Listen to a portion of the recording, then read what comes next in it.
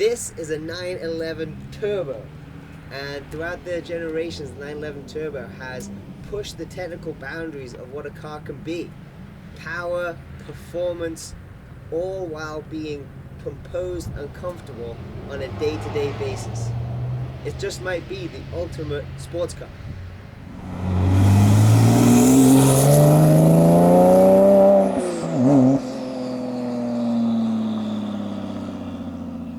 Now today we're going to take this for a drive. We're going to check out the interior, the exterior, talk a little bit about the engine, and then finally talk about some of the mods. And then at the end, hopefully we'll come up with some sort of overview and some sort of basic idea or understanding about what this car is all about. Now the engine, we're going to go into a little bit more detail later, but it's a twin turbo Boxer 6 3.6 liter, pushes out 480 horsepower, 457 pound-feet of torque. Now that's good enough to propel this car 0 to 60 in 3.7 seconds, 0 to 107.8 seconds, quarter mile in 11.6 seconds, and that's all while this car is weighing about 3,450 pounds. Now that doesn't seem that heavy. It's also not super light, but there's a lot going on in this car. It's a four-wheel drive, big engine in the back. There's obviously they're not really weight saving a lot on the inside, as we'll talk about a little bit later. With the interior, it's a very comfortable place to be, but they did save weight some places with aluminium doors, aluminium hood here, and side panels. So there is some weight saving to keep this car under 3,500 pounds.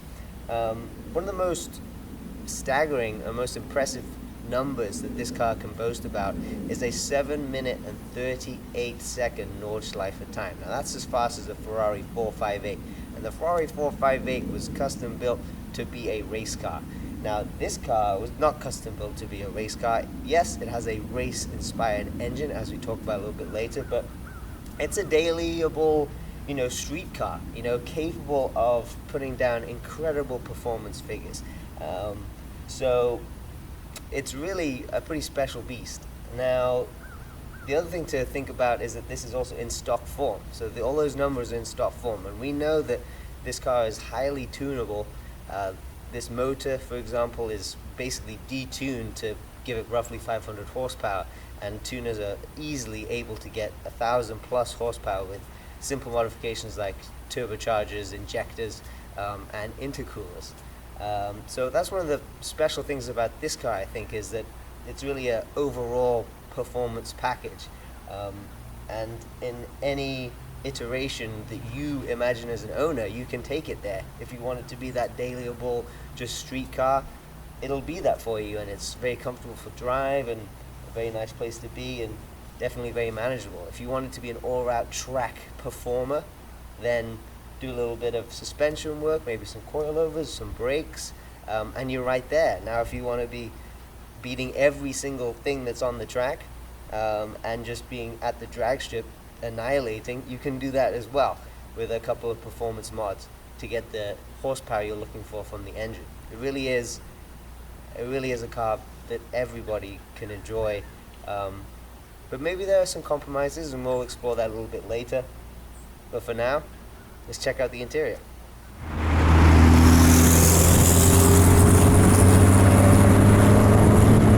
To check out the interior. So, what's it like when you step in a 911? First of all, lovely door handles. Pulls out, and you're greeted with the turbo door sills, which light up at night. This car happens to have the sport seats, which gives you extra support around the shoulders, and it's adaptable. I think 15 way or 18 way.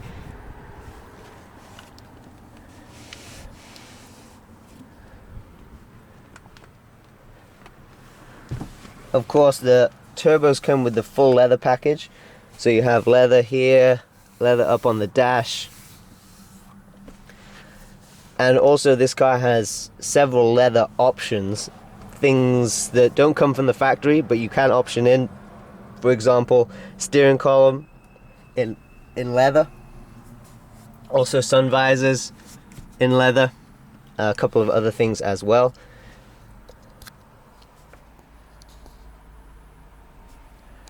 But it really is a very nice place to be. Let me close the door here. You're insulated very nicely from the outside. It's very quiet, very sedate. Even with the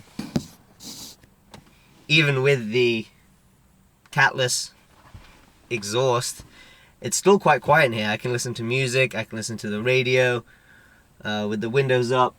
There's some noise from the back, but really it's really quite good in here. So the sound insulation is excellent, and generally it's a beautiful place to be. I will say the first thing I notice when I don't drive the car for a while and I get back in is the smell. It just smells like a rich leather. It smells like kind of your favorite armchair. You know, your favorite armchair in the house. Steering wheel is great. Maybe a little bit big for some people's taste, but very, very nice. Leather wrap. This is a slightly thicker version as option from the factory. The gauges, you can see this is the 911 gauge cluster, so you have oil temp, speedometer, odometer, coolant, petrol, and then oil pressure. Over here, if we look at the sort of navigation, the electronic side, we've got all your radio things, volume, pretty self-explanatory, but it's just a nice finish. You know, this aluminium finish here is very nice, blends in with the whole of the interior quite nicely. We've got a glove box here for storage.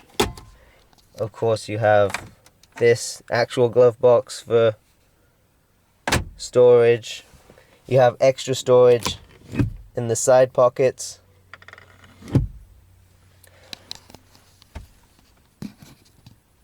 But really, what makes the interior special is just the fit and finish of everything. Everything is clean. Everything is where it should be. Everything is intuitively found. When you want to change the radio, the button's right there. Of course, all the driver inputs are very easy to use. The shifter's right where you want it. Steering wheel feels great. All the dials very easy to read. But really, it's the fit and finish and the quality of materials in here that I feel like will allow this car and the interior specifically to stand the test of time.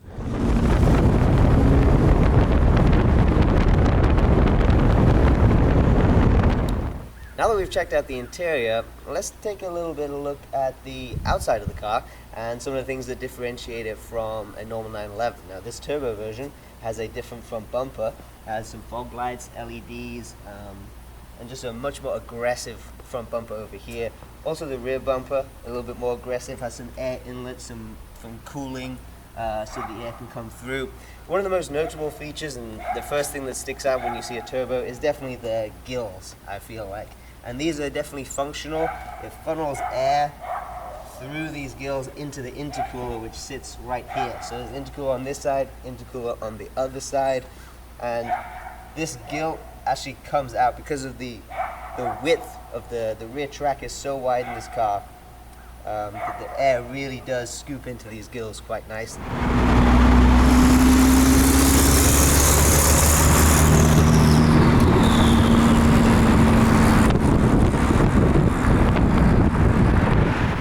Now let's take a deeper look at the engine.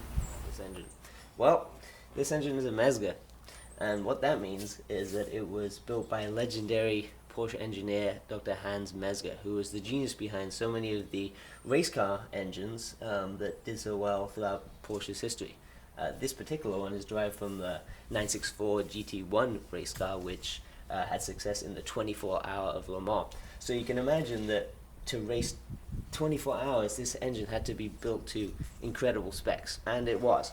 It has incredible build quality, uses only the finest materials, is very revvable, very flexible, and has a lot of very expensive parts that you just don't see anymore in production cars.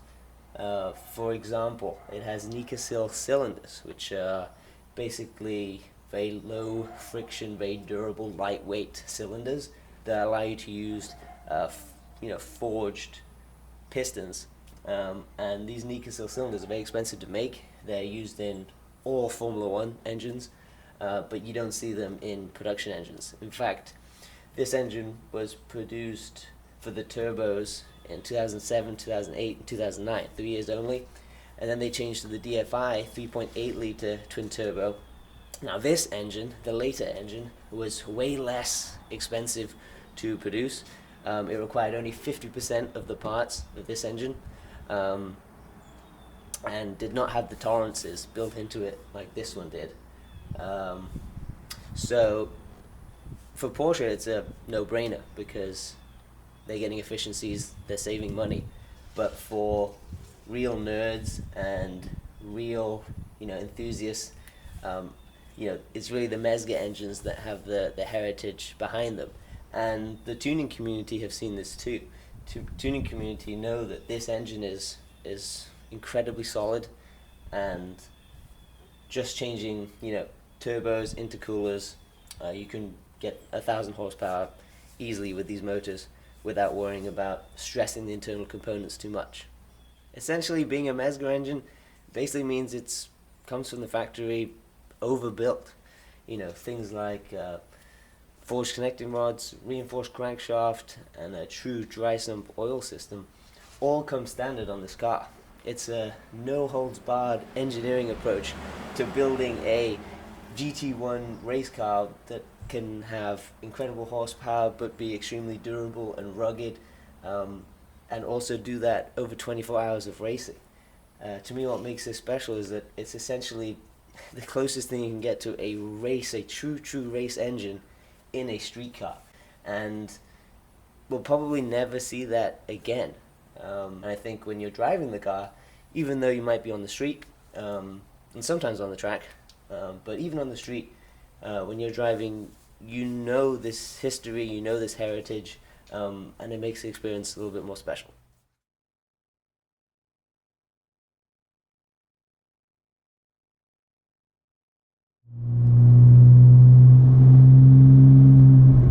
So, here we are on the 911, and wow, what a machine this is. Now, no matter how many times I've driven this car, every time I get in, I always feel like it's a very special moment. Suddenly, time kind of changes and you're transported into a different world. Sounds kind of cliche, but really, anytime I drive this car, I forget about any problems that I maybe have or something that was dwelling on my mind. It's just all out the window, and you're just in the experience, and just what an experience it is to enjoy. And really, when you get in the car, it starts from there. The sports seats cradle you so nicely. You immediately feel supported. Everything you touch is nice to touch. The leather on the steering wheel, the gear shifted, the door handle, everything's beautifully finished, beautiful fitment, and just seems right. I mean, you don't have to, even a new person to this car won't have to make too many adjustments, sure, with the seat maybe and steering wheel, but really don't have to make too much adjustments, and everything is at your fingertips. Everything you want to, everything you need, everything you want to use, it's all very intuitive and right there.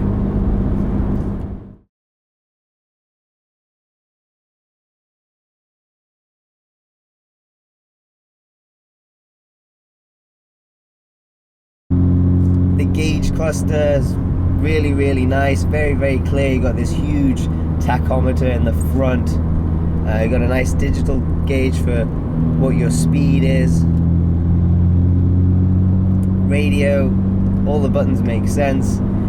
As you can see from the interior shots before, it's a very simple layout, and fairly timeless, as long as you're not using the navigation, which admittedly is a bit old now.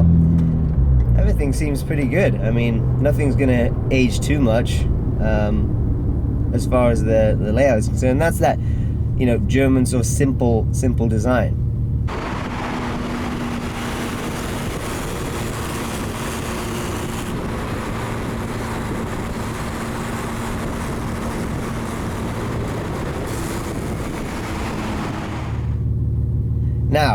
once you start driving the car, that's when that precision and that build quality really come into its own. It doesn't take long to feel like you're at home in this car. I remember when I first drove a 911 Turbo at a dealership in Washington. This is the first time I stepped into the car. And I remember I was very nervous. I mean, you're stepping into a car with almost 500 horsepower. Everyone knows the 0 to 60 times of what this car is capable of, and it's somewhat intimidating to step into that, from a normal BMW or something, because you expect something that's going to be a little bit more difficult to drive, something heavy clutch, maybe tough trans, maybe it's difficult to shift gears, maybe the engine doesn't really want to work with you, but everything about this car just wants to make the driving experience enjoyable. And it's so easy to drive. It's so easy to drive fast. The clutch is very light. The gears feel very notchy. This one has a short shift, a factory Porsche short shift kit in, which is great. Sometimes the standard Porsche transmissions can be a little bit rubbery and a little bit kind of like rowing through a bowl of jello. It doesn't really feel very crisp. I remember driving a base Cayman not too long ago, 2007 I believe, first generation Cayman, and very unimpressed with the gearbox. But fortunately this Turbo is equipped with a really nice one, very, very crisp and very easy to use. You're always very confident what gear you're in, shifting from second to third to fourth, always know exactly, very even movements, and it kind of clicks into place. So very, very easy to use and very rewarding. One of my favorite things is actually shifting from second to third, which we'll get to do right now. Second and third. Just very rewarding, very satisfying feeling.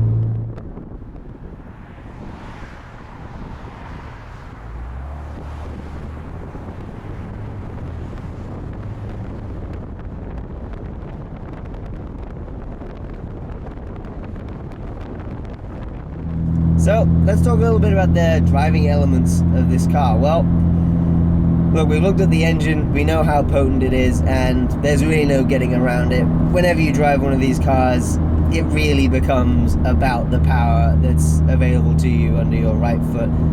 It really, I wouldn't say overwhelms the experience, but it's kind of just there. It's a big elephant in the room. I mean, the car is just savagely, savagely powerful. Almost to its detriment, on the street at least. I mean, on the track, and we'll talk a little bit about track driving a little bit later, but on the street, it's very difficult to even get close to, redlining in any gear other than first and second. I mean, even in second, you're doing well over the speed limit on most roads, and in third, don't even think about it. You're going twice the speed limit on a highway. So one of the more frustrating things about street driving this car is you never really get to open it up. The car is incredibly capable, at lower RPMs, and of course there's torque available everywhere. But that rewarding, that satisfying feeling of taking a car, to its limit, you're not going to get that in this car on the street. Now on the track, that's where this car really sort of comes alive, because now you get to use all of its available power. Peak torque begins at just over 2,000 RPM or around 2,000 RPM and goes all the way to 5,000. And you're not making peak horsepower until 6,000. So there's very difficult to find a low spot in the power band. There really isn't one. And this is for a stock motor. Guys putting tunes or substituting the turbos for larger diameter wheels. There's incredible power numbers. It's very mild tempered on the roads. Easy to shift. I'm on a hill now. Very easy to get it going. The engine wants to work with me. The transmission wants to work with me. It's not shouting at me like other cars would do about changing in lower revs. I know the S54, for example, and the M Coupe, man, that engine does not want to change gear. That Mission doesn't want to change gear underneath 3,000 RPM. It wants to rev out. This was quite happy to work with you, which is nice when, you know, you are dailying this car.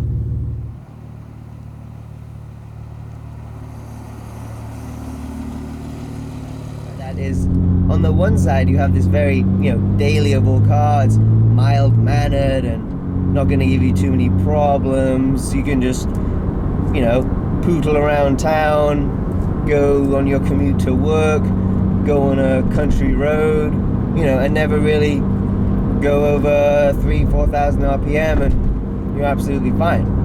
Now the other side of the coin is the monster that comes out when you're on the track, when you really get to set it free. That's when you get to enjoy all the power that's available from this motor. Now, is it as rewarding when you're on the limit as something like a M3 or the M Coupe? I would say no, it's not. For a couple of reasons. Firstly, the engine doesn't redline as high. This one has a 6,500 redline relative to, you know, S54, which is 8,200. Also, that this is a turbocharged motor, and the turbocharged motor doesn't have that kind of linear power band that a naturally aspirated motor does. So on the track, it doesn't necessarily reward you quite as much for wringing it out and taking it to the limit. But there's no getting away from its limit is incredibly high. It's a potent weapon that will pretty much demolish anything on the track. We've talked a little bit about the Nordschleife time of 7:38. Now that's from a website called fastestlaps.com. And if it's correct, that's the same time as a Ferrari 458, which is an incredible feat. For a car that can poodle around town and take you on, you know, your commute to work every single day, any time of the year, right, regardless of road conditions, and at the same time you can go to a racetrack on the weekend and basically annihilate anything else doing the track day that particular weekend, is a pretty remarkable feat. And not too many cars out there that, you know, say you're at a fork in the road, and on the one side of the fork is a cross-country road trip across the USA, 3,000 miles or so in the dead of winter, so you're going to encounter lots of different conditions. And on the other side of the fork is, you're just going to go into a racetrack, and you have to compete with GT3s, GT3RSs, tuned M3s, all different kinds of hypercars. Not too many cars that can, with the same confidence as a driver, you'd be able to go down either of those forks in the road.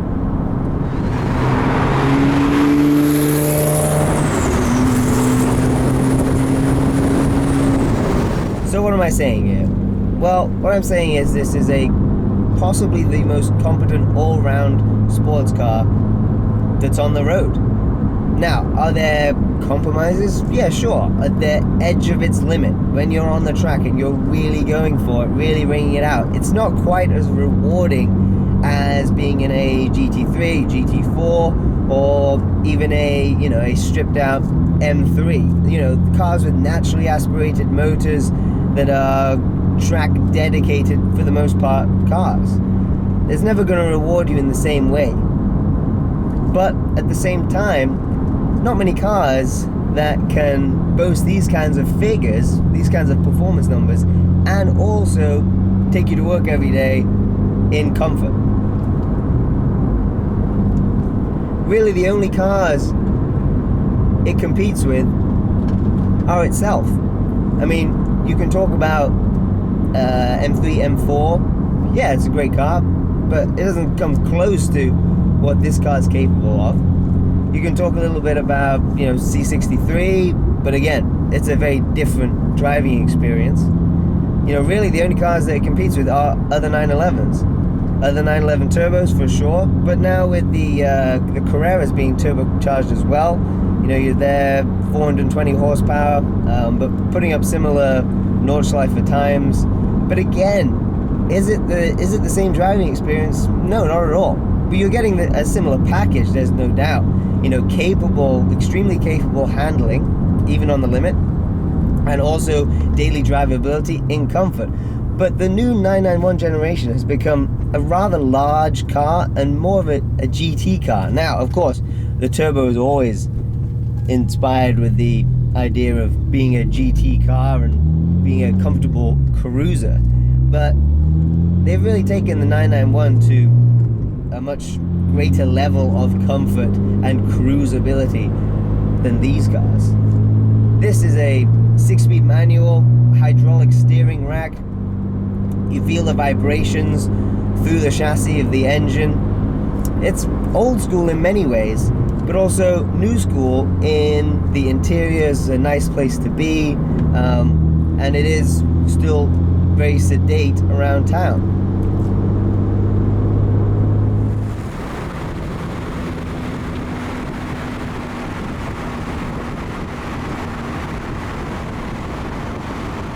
So, what are the pros of this car? Well, as far as the driving experience is concerned, the pros are pretty evident. The power, I mean, there's power everywhere. The daily drivability is very nice. The gears are easy to shift. The clutch is easy to operate. The steering is great. Gives you a lot of that feel or sensation of building grip through turns. Always know where the wheels are, always know what the car is doing. It's an incredibly stable car to drive, even at speed. And it's a lovely driving experience. Pretty much anything you could ask from a car, this delivers. Now, what about the cons? Well, there are a few cons. But really, the cons come from its competency in all the areas. Because it's competent everywhere, it does it doesn't reach the same kind of peaks as a GT3 car would or a GT4 car would at the limit. This doesn't reward you quite as much at the limit as those cars do. Mostly because it's so easy to operate. It's so easy to drive that fast. There's something rewarding about having to really operate a car well and with great skill and wring out an engine and feel like you're on the limit and being able to control that limit. That's kind of where the enjoyment comes as a driver, at least for me. Whereas with this car, it's so easy to operate, it's so easy to get there on the track and feel stable. It's so composed at the limit that you don't really feel like you're necessarily, providing a lot of skill in the exercise, and that kind of numbs the feeling a little bit. Of course, we're talking about when you're on the track and you're really, really going for it. As I found out last year, when you're really going for it and you're really on the limit, the car is there with you, but you don't feel like you're having to wrestle with it too much. The 4-wheel drive system takes care of any safety issues. The steering is a little bit understeery at the limit just to keep you safe. And also, going back to the 4-wheel drive, it just always kind of keeps you on the road, keeps you safe. And that kind of feeling is great, and it allows you to go very, very fast. But at the same time, because it allows you to go very fast without too much driver skill, it does take a little bit of the enjoyment away. Now, is that a big knock on the turbo? No. The turbo is not made to be an out-and-out track car. If you want an out-and-out track car that you want to really enjoy at the limit, then you get a GT3 or you get a GT4. If you want the most competent, all-round sports car that you can drive all year round through any conditions, and you can drive on a road trip in great comfort with stereo going and AC and all the creature comforts, but at the same time occasionally want to go out to the track and annihilate anything on the track, then you get a turbo.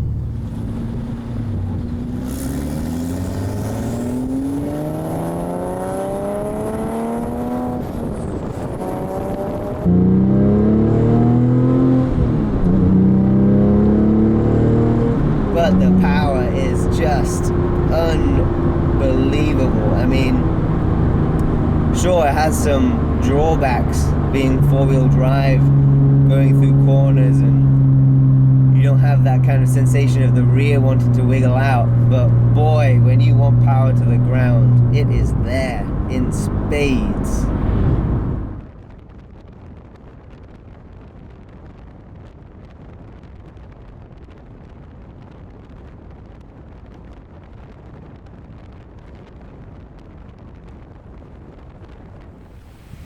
Now this 997.1 iteration of the 911 Turbo truly is a special machine. It's got an old school hydraulic steering rack, old school 6-speed manual, and an old school proper race-derived Hans Mezger engine. 3 things we won't see in a 911 ever again. It's beautiful to look at from the outside, it's beautiful from the inside, and really overall, one of the most competent sports cars on the road. Maybe even the best. Now, it took a long time, a lot of searching, and a lot of saving, but I'm very lucky that this one is mine.